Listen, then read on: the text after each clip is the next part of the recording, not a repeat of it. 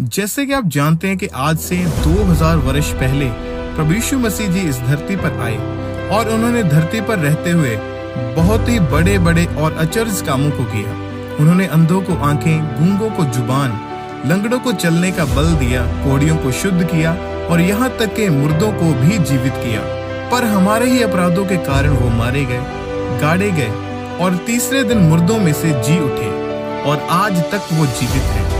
मुर्दों में से जी उठने के बाद प्रभु यीशु मसीह जी ने अपने चेलों को कुछ खास बातें बताई। यीशु मसीह ने कहा, जाओ और सुसमाचार प्रचार करो। मैं तुम्हें अधिकार देता हूँ कि बीमारों को चंगा करो।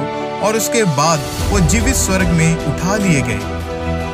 आज भी परमेश्वर अपने दासों को इस्तेमाल करते हैं अपने लोगों को चंगा करने के लिए और आजाद करने के लिए।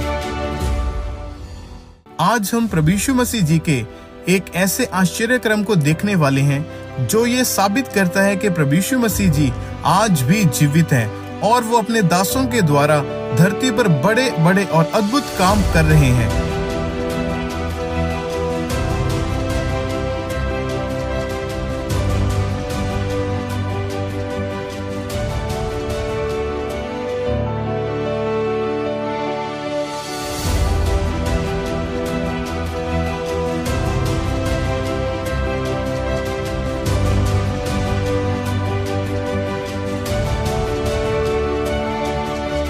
एक बहन की जिंदगी में जो परमेश्वर ने आश्चर्य क्रम किया उसको हम देखेंगे।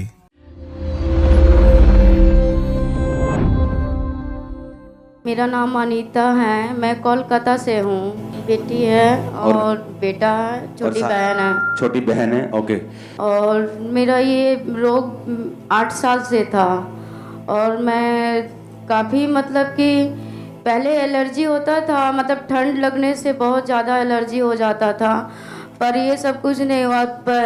काफ़ी साल पहले जब मैं खाना खाने बैठी पापा के घर में, अचानक मैं चावल जब मिक्स कर रही थी हाथ से, बस मेरा नेल निकल गया और बेसिन में जैसे हाथ धुलने गई तो नेल निकल गया। तो जब बहुत ज़्यादा जलन हो रही थी तो रोने लगी, तो पापा बोले क्या हुआ, सब ठीक हो जाएगा, चिंता मत करो। तो पापा लोग तो मसीह परिवार में थे, फिलहाल तो हम जहाँ पे मेरा शादी पापा लोग कराए उन लोग मसीह परिवार में नहीं है। फिर भी पापा बहन लोग बोलती थी, छोटी बहन मसीह पर तो बोलती थी परमेश्वर को मानोगी तो सब ठीक हो जाएगा।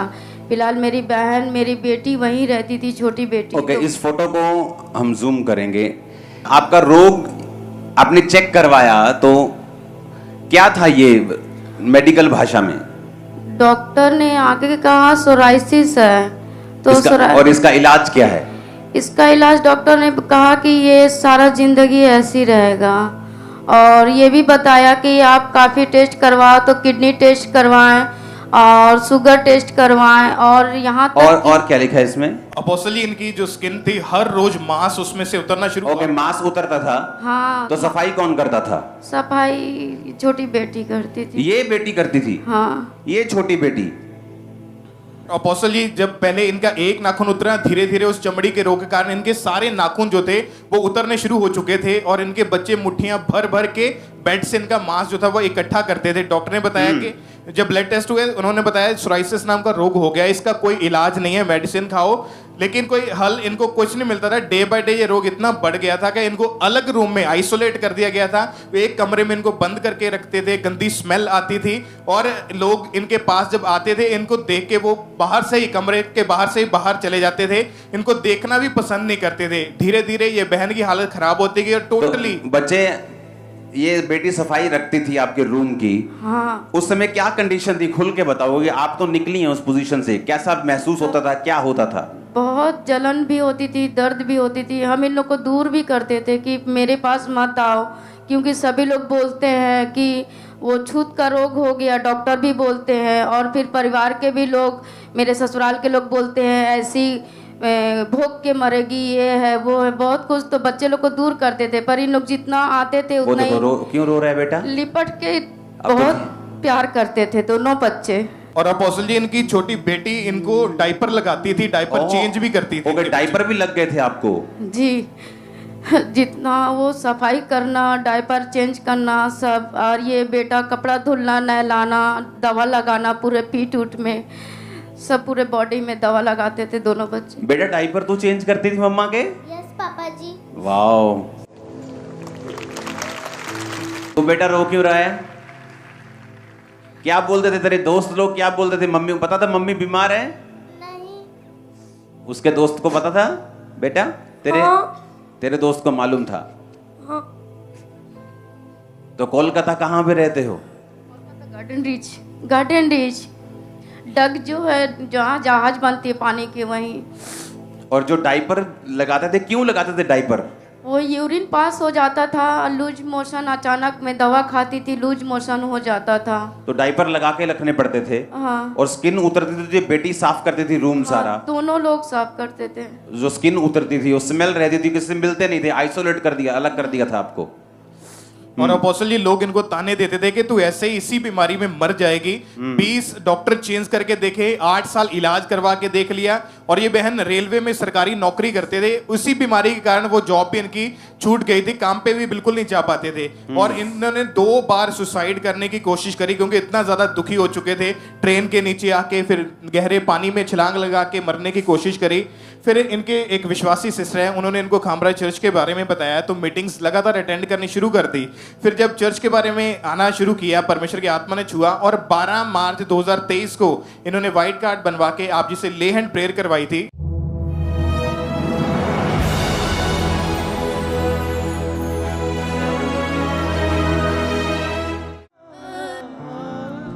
कैसे करूं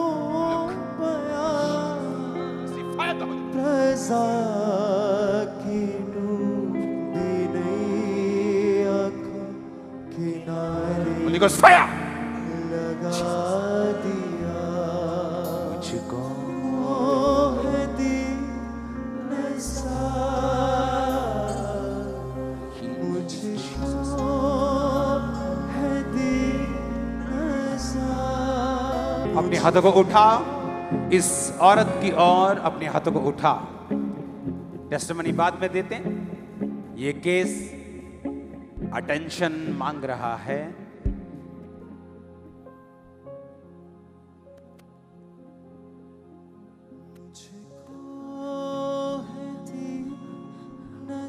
ऐसे पेशेंट्स को आप हमेशा इमरजेंसी में रखते हैं, क्योंकि ताकि लोगों को इनसे दिक्कत ना हो। लेकिन आज आपने इसे यहाँ रख दिया, ये शायद खुदा की योजना है। आमीन, आमीन, आमीन। मुझको है दीन सा, आमीन। मुझको है दीन सा, रब से मिला दिया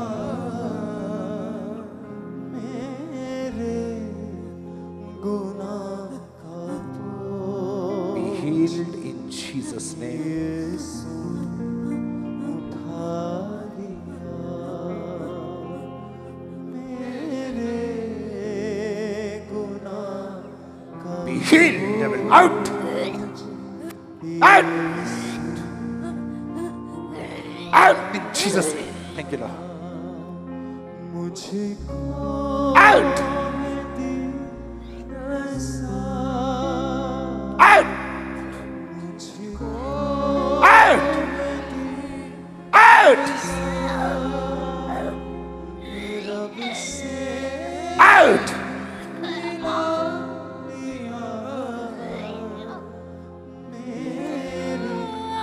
मत तेरी मसीहा कैसे करूं बयां।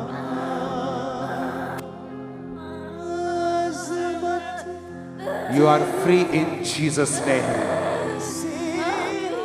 क्या हुआ आप खुद बताओ प्रेयर के बाद? और अपोस्टल जी उस प्रेयर के बाद इनकी बॉडी में ठंडक एकदम महसूस हुई। आपको ठंडक महसूस हुई? हाँ। ओह जीसस। और उसके सेम टाइम से इनकी रिकवरी होनी शुरू हुई। आज 6 महीने हो चुके हैं, इनकी बॉडी बिल्कुल क्लीन हो चुकी है। दिखाओ, दिखाओ। कोई सोराइसिस नाम का रोग नहीं है, टांगे दिखाओ। कोई बीमारी नहीं है, कोई टांगे। जख्म नहीं है।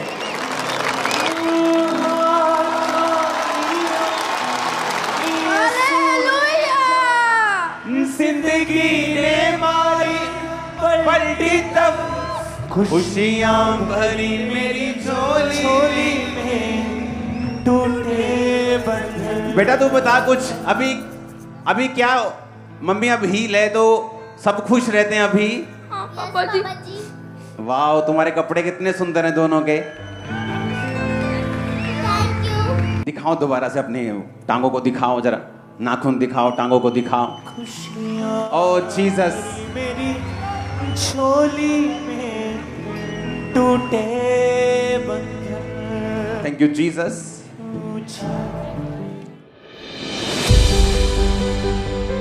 परमेश्वर के लिए कोई भी काम करना कठिन नहीं है, क्योंकि हम उस परमेश्वर की आराधना करते हैं जो आज भी जीवित परमेश्वर है, जिसकी कब्र आज भी खाली है। तो अपने विश्वास को परमेश्वर के ऊपर बनाए रखें। जिस तरह परमेश्वर ने इस बहन को चंगाई देकर एक नया जीवन दिया है, आप अपनी जिंदगी में परमेश्वर के बड़े कामों को होता हुआ देखेंगे। आप भी प्रभु यीशु मसीह से नया जीवन प्राप्त करेंगे। परमेश्वर की तारीफ करेंगे इस बड़ी चंगाई के लिए। और सचमुच परमेश्वर ने इस बहन को एक नया जीवन दिया, जैसा कि परमेश्वर के वचन निर्गमन 15 अध्याय उसकी 26 आयत में लिखा है कि मैं तुम्हारा चंगा करने वाला यहोवा हूँ। मायने नहीं रखता कि आपकी बीमारी, आपका केस कैसा है। अगर आप प्रभु यीशु मसीह जी पर पूरा विश्वास करते हैं तो वो आपकी जिंदगी में बड़े काम करेंगे और आपकी परिस्थितियों को बदल देंगे। Praise the Lord.